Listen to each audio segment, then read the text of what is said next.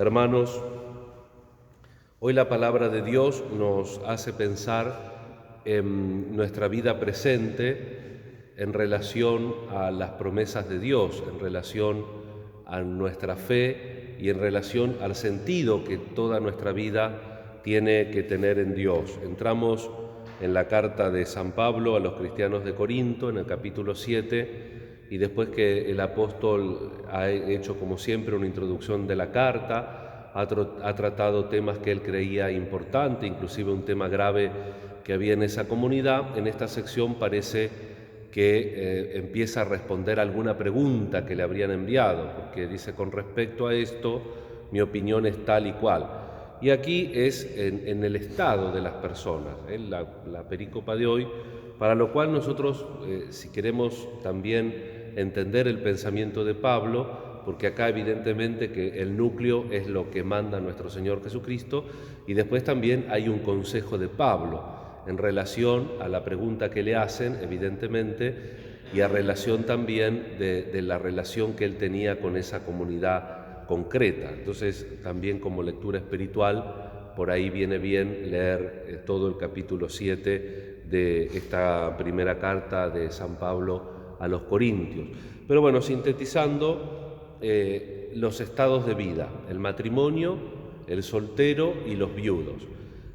Había una expectativa en la primitiva comunidad de que el fin del mundo vendría pronto. Si no vendría el fin del mundo pronto, también la vida natural, el fin del mundo personal, que es cuando uno muere.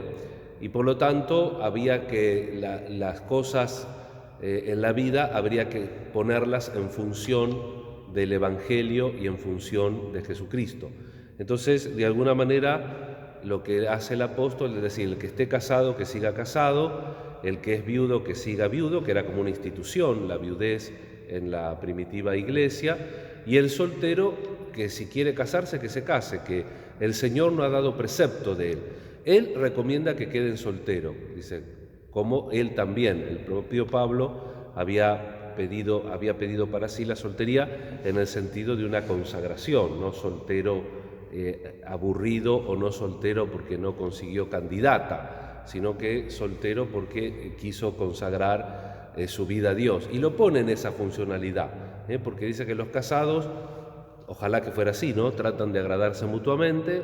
A veces parece que no, porque hay algún desbarajuste en la relación matrimonial. Bueno, el viudo tiene sus problemas y el soltero tiene los suyos. Pero Pablo aconseja que se relativicen esas cosas y que cada uno se ponga a buscar a Dios y a trabajar por el reino en el estado de vida que está. Tenemos otra carta, por ejemplo, a los Efesios. Él evidentemente que aprecia el matrimonio y lo lleva a la imagen de la unión entre Cristo y la Iglesia. Es decir, no podemos pensar que menosprecia el matrimonio. Sí que claramente tiene una preferencia por el celibato, porque él lo elige para sí propio, pero el apóstol se cuida muy bien, dado que le preguntan, en expresar lo que es precepto de nuestro Señor y aquello que es opinión personal del apóstol.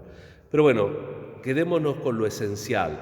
Uno a veces se pregunta excesivamente por el estado de la vida y, en definitiva, como la figura de este mundo desaparece, todo termina. Lo que la pareja joven centraba en los motivos de sus encuentros no es lo mismo cuando conviven. La convivencia no es lo mismo al principio que cuando pasan varios años, y si no se ha logrado que el amor cultive los estadios más altos que tienen que ver inclusive como el agape, llegar a un largo matrimonio y a una vejez compartida en pleno entendimiento y en compartir la visión del mundo y de las cosas, se torna difícil si uno no ha hecho el trabajo de complementariedad y también de todo, como dice el apóstol, someterlo a la perspectiva del Evangelio, del reino, de la figura del mundo que pasa, y de que todo en nuestra vida, el matrimonio, la consagración religiosa, la soltería, el celibato, todo en nuestra vida tiene que tener como eje principal la figura de Jesús, del reino, de su Evangelio y de sus preocupaciones.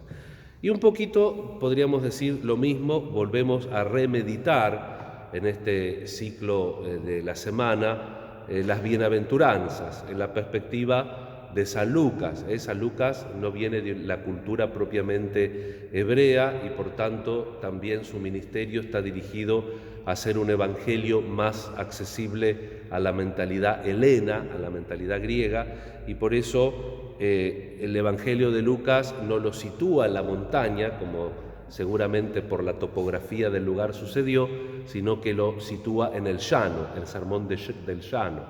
En los otros sinópticos las bienaventuranzas son 8, aquí son 4 bienaventuranzas y 4 ayes. Bienaventurados 4 veces y ay de ustedes 4 veces, como antítesis. Y en definitiva, si la liturgia los pone juntos es porque obviamente tiene que ver, y la perspectiva de la humanidad, de la fragilidad, se completa con la mirada total de Cristo.